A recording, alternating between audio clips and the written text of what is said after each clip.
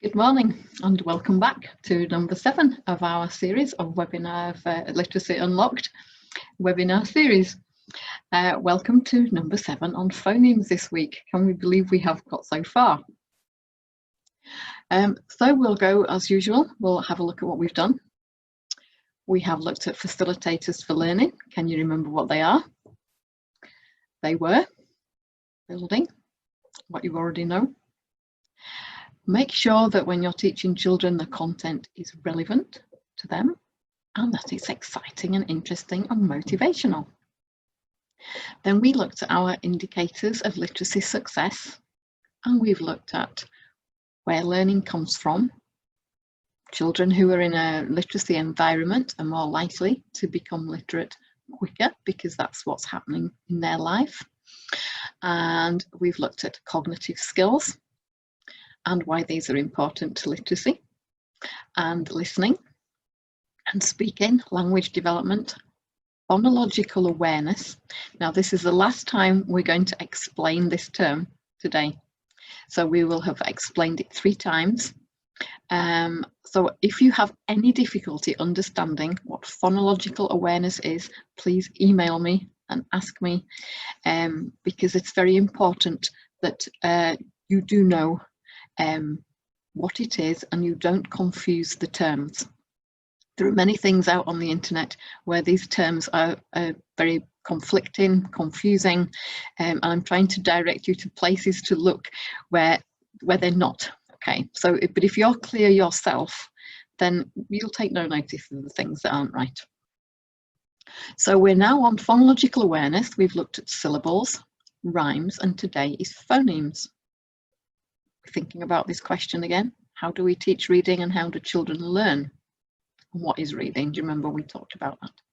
So again, this is all about sound and children tuning in to sounds in language. We haven't got to letters yet. That's next week. Okay, but this is sort of the turning point. So this almost links into letters. This is what we're going to do today. So again, phonological awareness, phono logo, sounds in words, being aware of the sounds.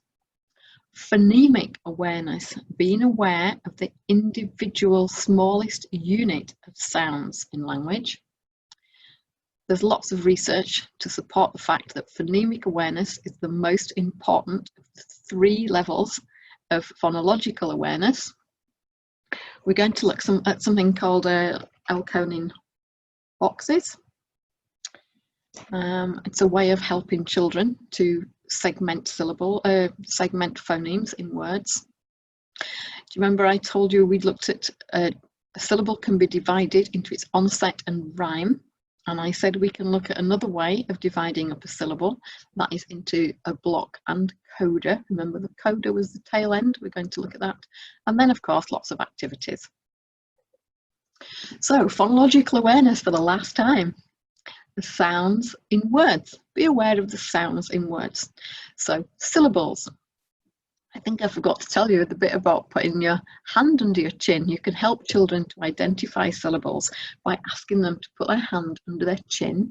So if you said syllable, how many times would the chin move the hand? Syllable. So 3. So when we pronounce vowels, our mouth moves more. A, e, o, o. Our mouth moves, our jaw moves. And that's where we divide words into syllables, do you remember? At the vowel sounds. So we've got syllables, rhymes, and we divided the rhymes into onset and rhyme. The bit at the end that includes the syllable, this we called it the nucleus, and coda, remember? And those tend to rhyme, like at, in, out, ein. These are rhyming patterns and very important. And phonemes, today's topic, the smallest unit of sounds in language, of which there are 44. Examples: sh, a, e. Quite difficult to say, but talk about that later. P, s, l, m, etc. I've just added this in a little bit extra for you today. about the science of reading. I don't know if any of you have heard about this.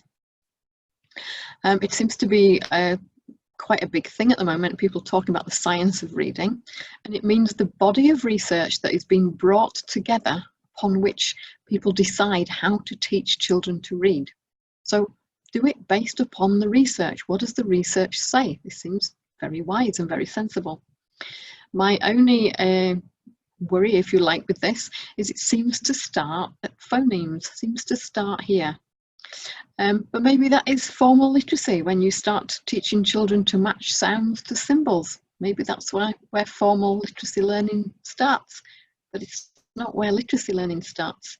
That starts much earlier. We've spent 6 weeks getting to this point, so you can't disregard all of that. So it's something you can look at. So the science of reading supports the concept of structured literacy. This means sort of starting from here and relating sounds to symbols. Over balanced literacy, we'll look at those next week. We'll throw in a few terms so you can learn a little bit more as we go along. So where is all this research? I'm sure you can look yourselves and find it, but here is a little bit. So Bradley and Bryant in 1983 determined that phonological awareness was the most important indicator for literacy success, and that children who were good at identifying sounds within language were better at literacy than those who weren't, plus all the other things, but this was identified as the most important. And the most important of those three is phonemic awareness. My view is you can't just disregard all the rest, though. We still have to think about all the rest. It's just that this part is vitally, vitally important. But we can't concentrate on only this. So all these people here, all these researchers have said that phonemic awareness is the most important thing we should be looking at in order to help children to learn to read and write. One of the problems that people have, oh, sorry, clicked on it instead. One of the problems that people have is that some of these terms get mixed. Even the researchers mix them. So we've got an example here, Ball and Blackman. So they were looking at how phonemic awareness helps children to learn to read. And they've written, the most pedagogically sound method of phonemic awareness training, so how are we going to help children to have phonemic awareness, is one that makes explicit the complete letter to sound mapping. Well, be careful reading things like this. Phonemic awareness is only about the sounds, not the letters. And yet it says here, make explicit sound to symbol mapping. Mapping sound to symbols is phonics. It's not phonemic awareness. Phonemic awareness is the awareness of sound. Now we use that in phonics, but that's next week. It's not here. But these begin to be very close together, you will see as we go on today. So children need to be able to play with sounds. Play with sounds, we say this every week. It's very important. It's the strongest indicator of literacy success. Children who can manipulate sounds are best placed to move on to phonics. Consider how the skills that we've mentioned so far, we've had 6 weeks, and each of those topics could be hours, days, maybe weeks long on their own. So they're big topics, they're important things that we bring to literacy.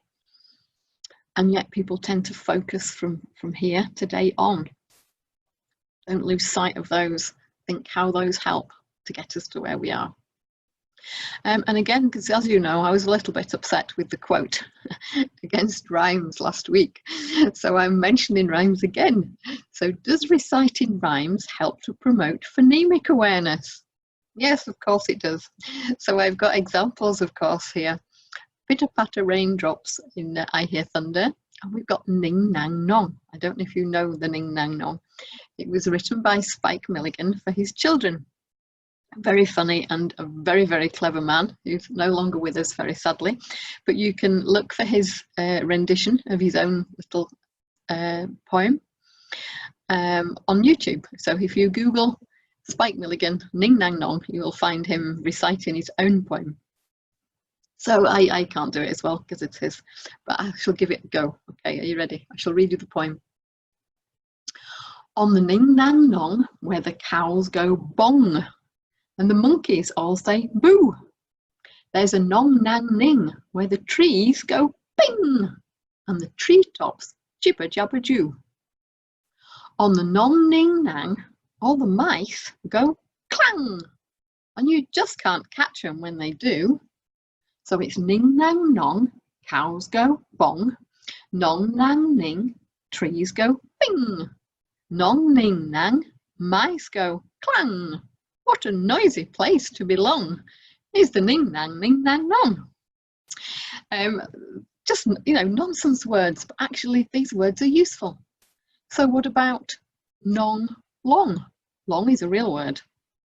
And of course, if we learn to pronounce and play with the sounds in Ning Nang and Nong, they can be useful for long, language, sing, fling.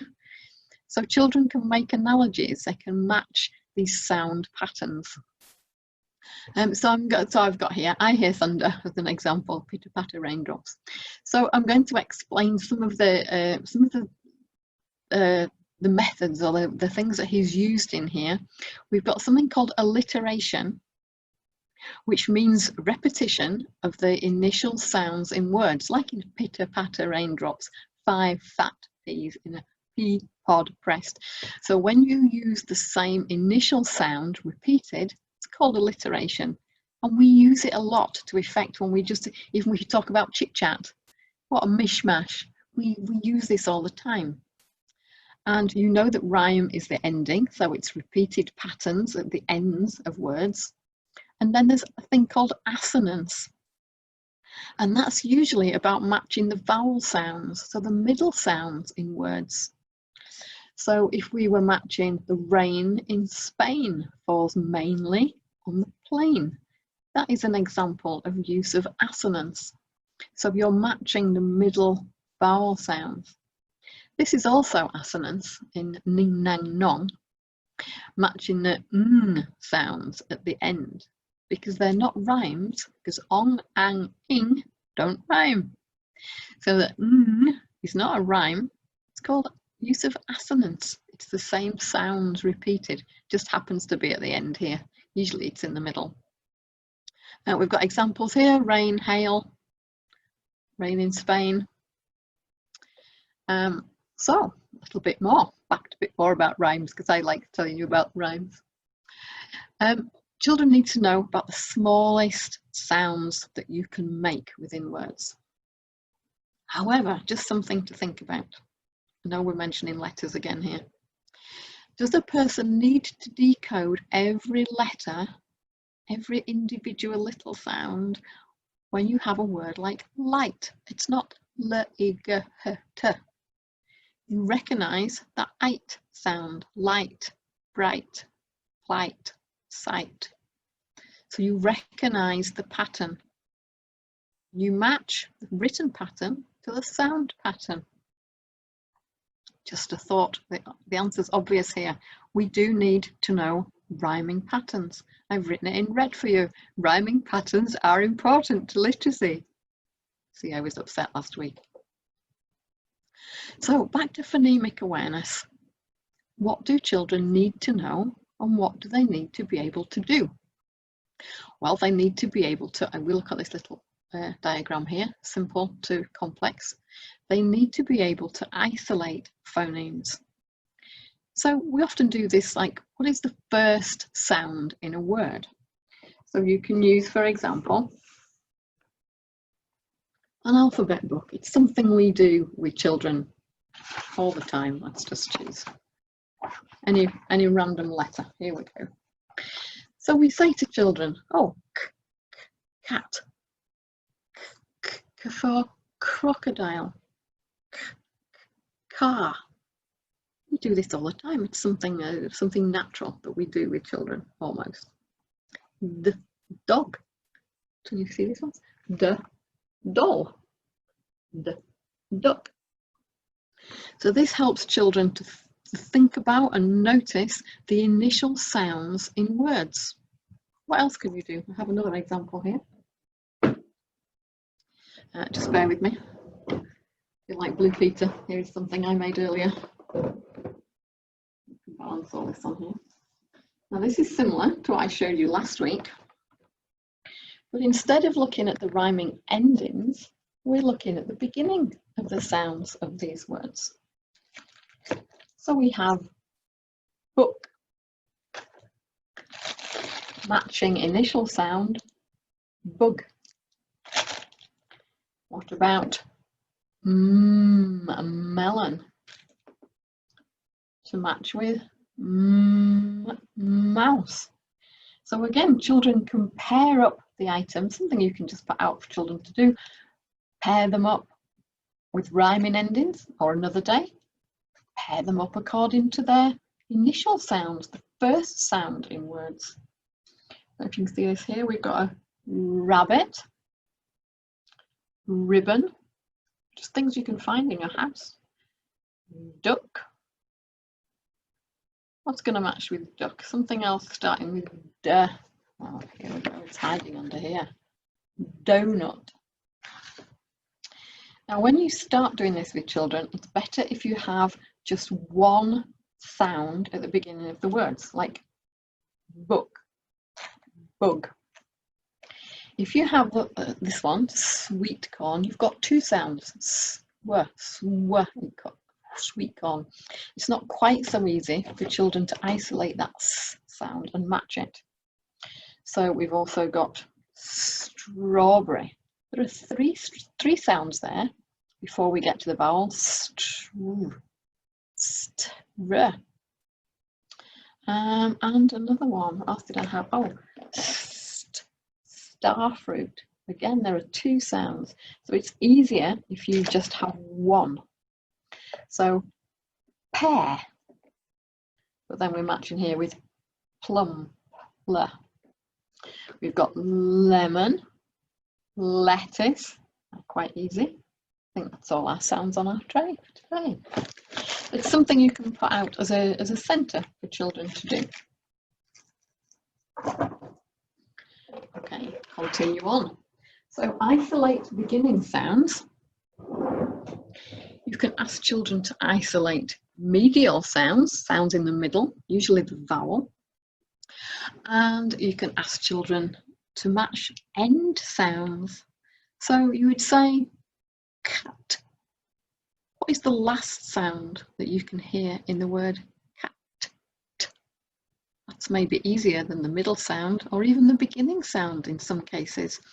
Especially children who don't quite catch all the words that you're saying, they often just hear the end sound. That's the easiest sound for them to get. The middle sound is the most difficult, but it's usually a vowel sound. So it's usually a, e, o, u, or e, I, o sound. So also, this is isolating phonemes. We want children to be able to take one of these sounds away and tell you what it is. Then blending sounds. So if you give children three sounds, so for example, pat, we want them to be able to tell you pat, to be able to tell you what that word makes when you give them the three sounds together. And then we want them to be able to do it the other way around. So if you say pat, what are the three sounds within that word? Pat. We want them to be able to do that.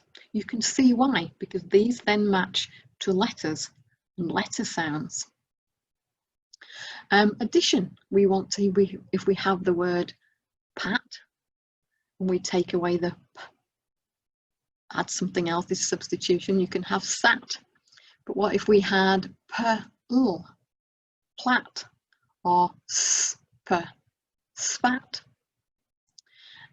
Deleting a sound, take away out, or take a one away. So if we had splat, what if you took the sp away? We would end up with lat. So being able to play with these, it's quite difficult. Children really have to tune in and concentrate quite hard for that. Substituting letters, pat, sat, pat, sat, rat. Pin, pan, changing the middle sound. Pi, pa. So in and an don't rhyme, but you can have pit, pan, changing the middle and the end. I've been able to put these together. So you see, this is quite difficult. So children do have to be able to play with sounds before you get to this point, because it helps. I've got a question here. How do we expect children to generate a sound if maybe they don't know what those sounds are? Now, when I've done this with children, I've actually had letters, because they've been maybe 6, 7 years old.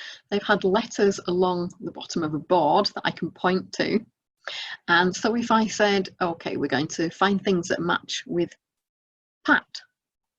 So then they can see all the letters and they can, I've got A, B, C, A, at, no, B, bat, yes, cat, yes, D, dat, no, at, not unless you change it to E, bit of a difficult one to start with, at, yes. So you can go along like that. But if children don't have those letters to look at, and they don't know them, or they don't have an awareness of what sounds you can choose, how are they to do this? This is why this starts to like butt into phonics. Okay, this is why these sometimes get intertwined. Okay, here's some things we can do. So we've looked at the alphabet book, pan, pen, panda, okay, matching initial sounds. We've talked about the different visual realia, objects that we can match. We've got rhymes like 5 fat peas. Do you remember we called them alliterative rhymes, using alliteration, using the first sound repeated?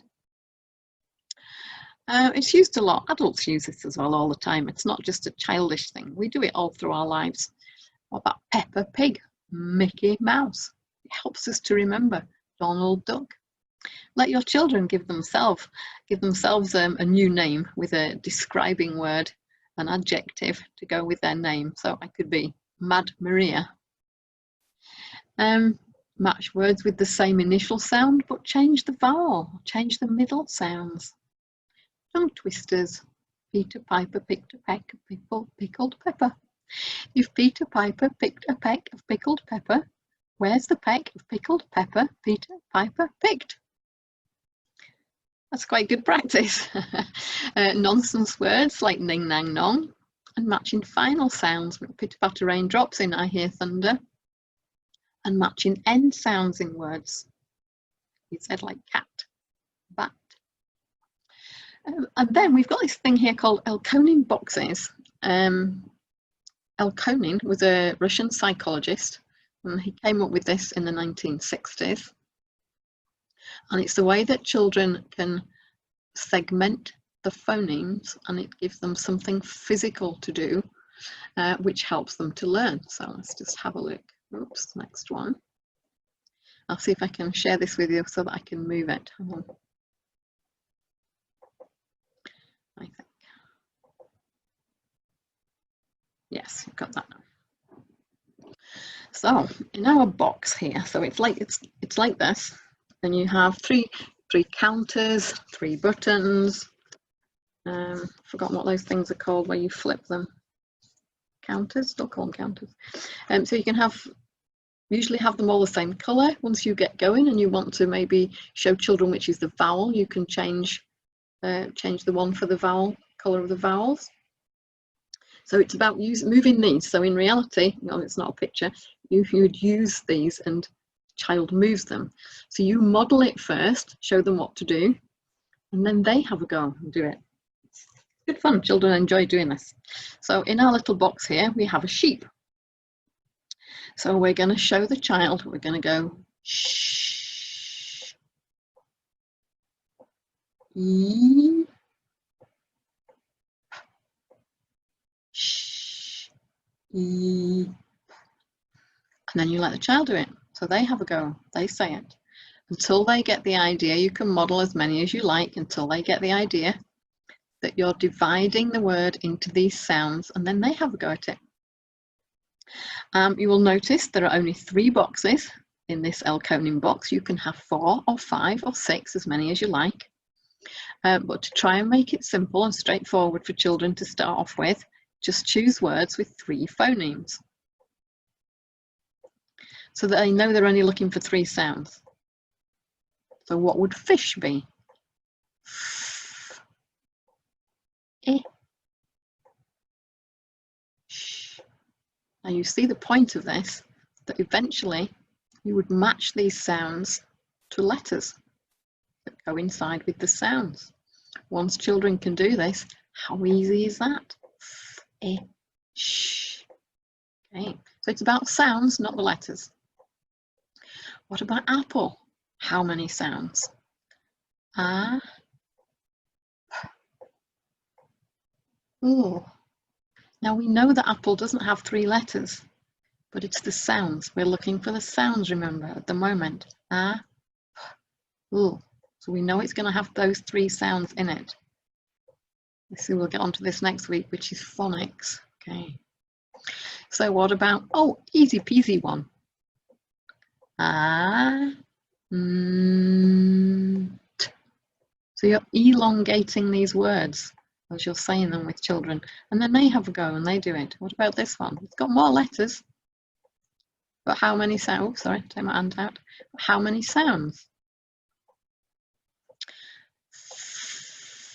That's the first sound. We know it's 2 letters, but it's only 1 sound. E. E. Okay, so what happens if we have a word like we've got here, crash? So how many sounds in crash? So you need a different box with more squares. K, r, that's 2. K, r, a, sh, 4. What about splash? Sp, l, a, sh, 5. What about laundry? L, o is only 1 sound. We know it's 2 letters.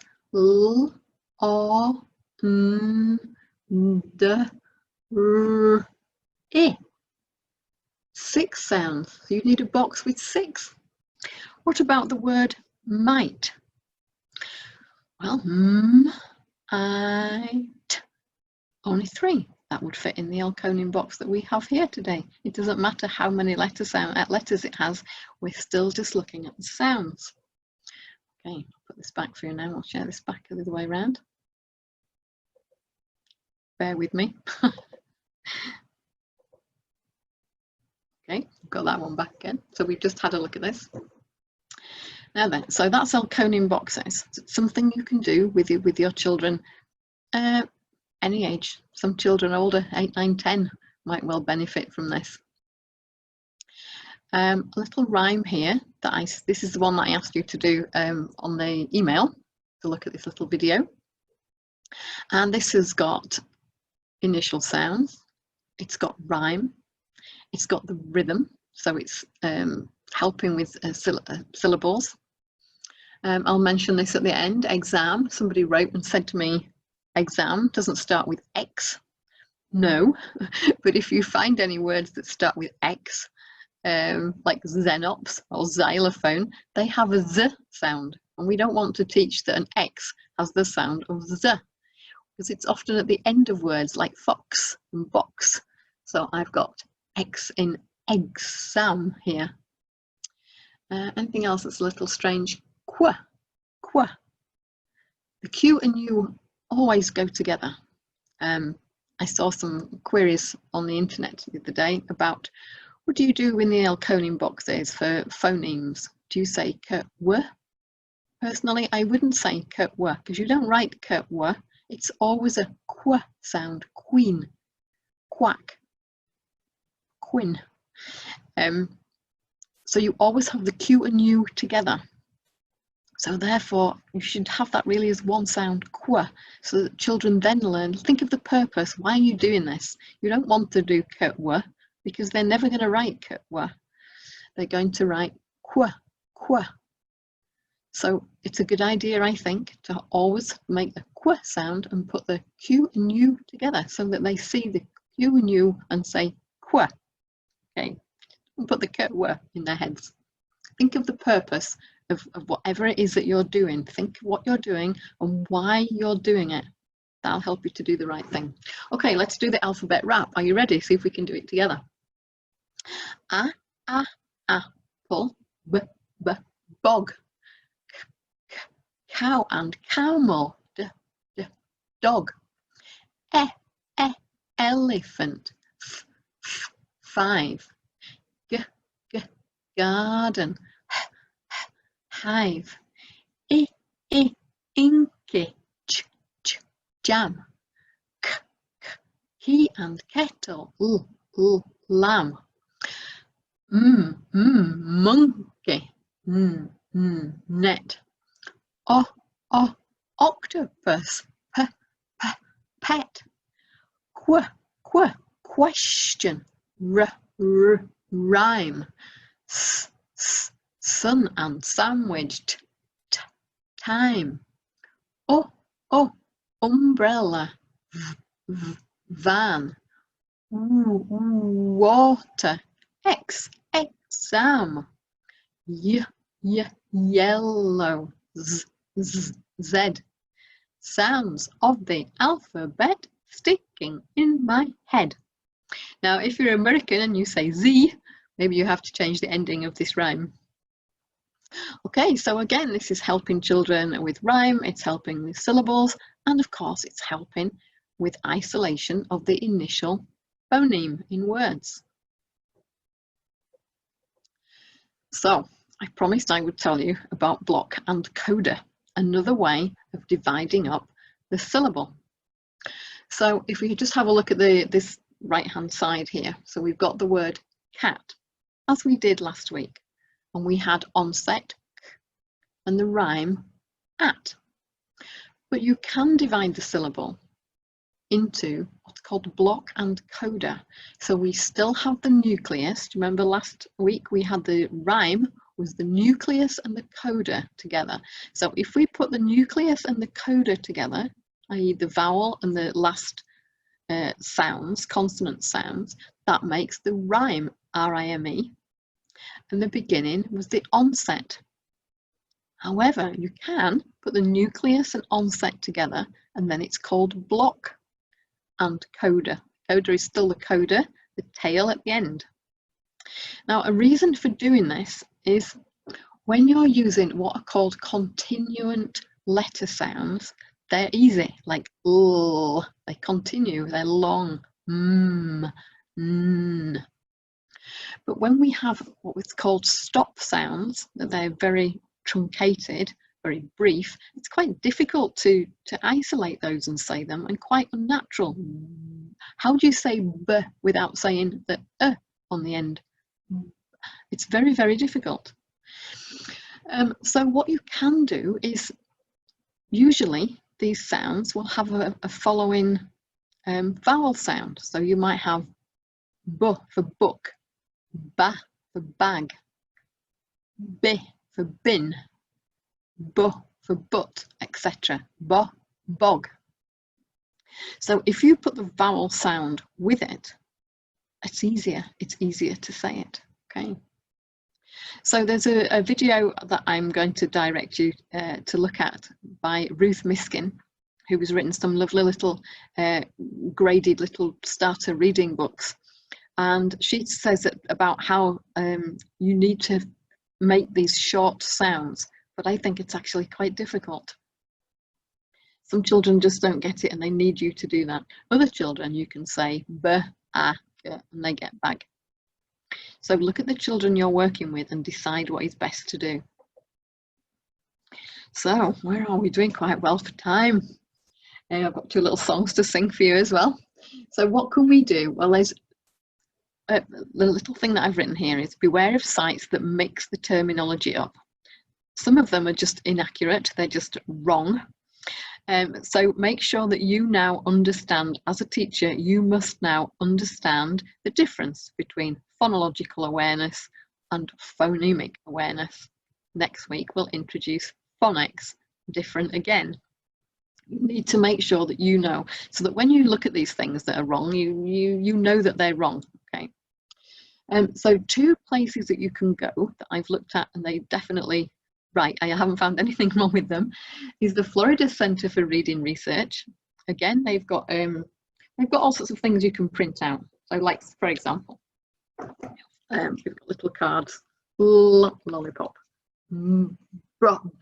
broccoli, spaghetti, helicopter, telephone, octopus. Okay, so if you go to the Florida Center for Reading Research, you will find lots of activity ideas there, and then a reading research center, so you won't get misinformation. One place that I've found that I do really like, and that seems to be very accurate all the time, is Reading Rockets. It's a website, it's got lots and lots of information on there, and I haven't found anything that seems to be confusing. So I would advise you look at Reading Rockets and the Florida Center for Reading Research, so that you don't get confused. Some of these things are quite confusing. So what can we do? I've put on here another, do you know what I spy? I spy with my little eye something beginning with melon, mouse. I used to do this with my grandma all the time. We were always playing it. It's just such good fun. And then we would do names. So we do girls' names. I spy with my little eye. You couldn't see any, of course. Something beginning, some girl's name beginning with that's okay for me. But we go through the alphabet. Anne, Brenda. I got Karen. It's not with a C. Ellie.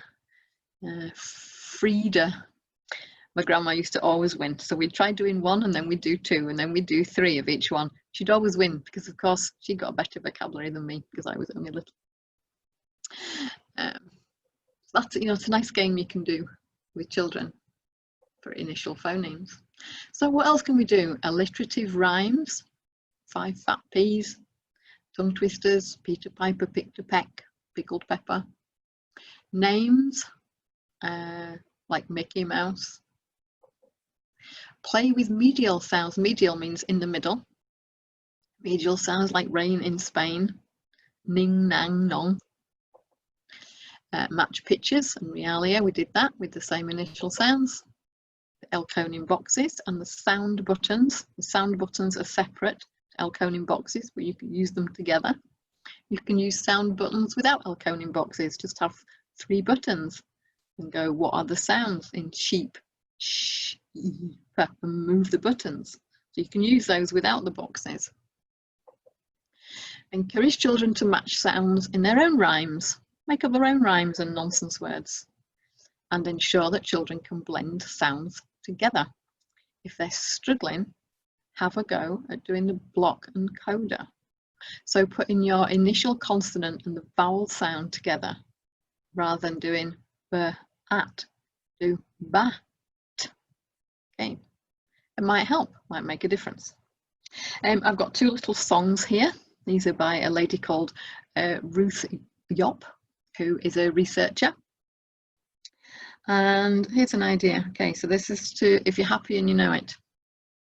If you think you know this word, shout it out.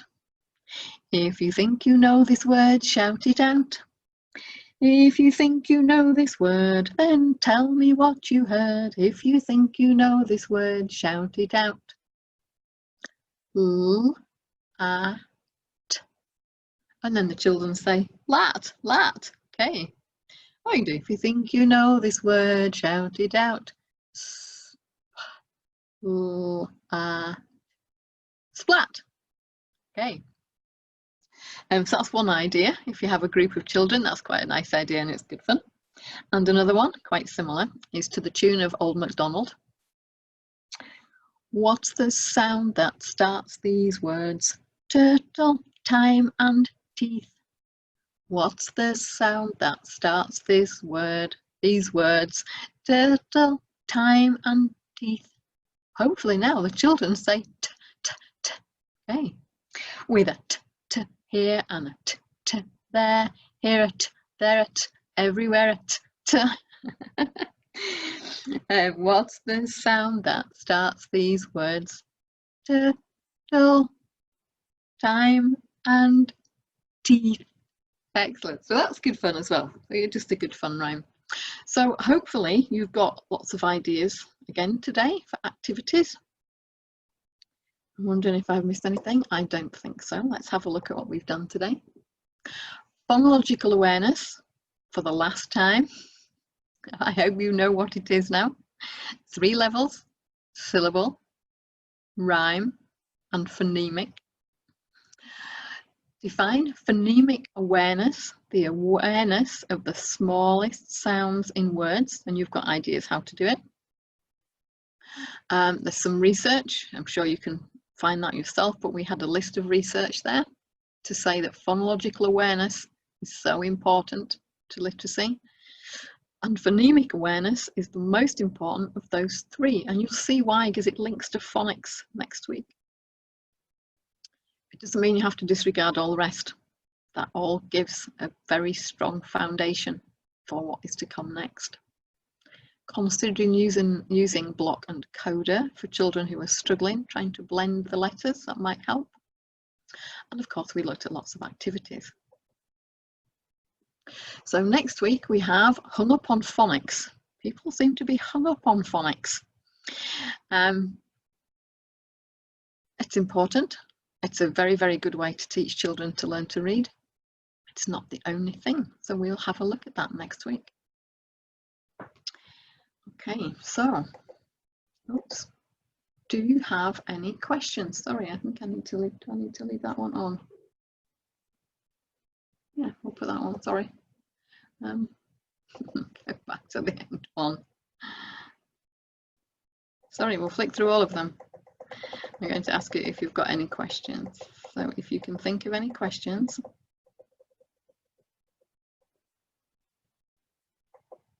Oh, no, I've gone back. Here we go. That's it, you've got that now. I'll try and put the Q&A on. Here we go. Anybody have any questions?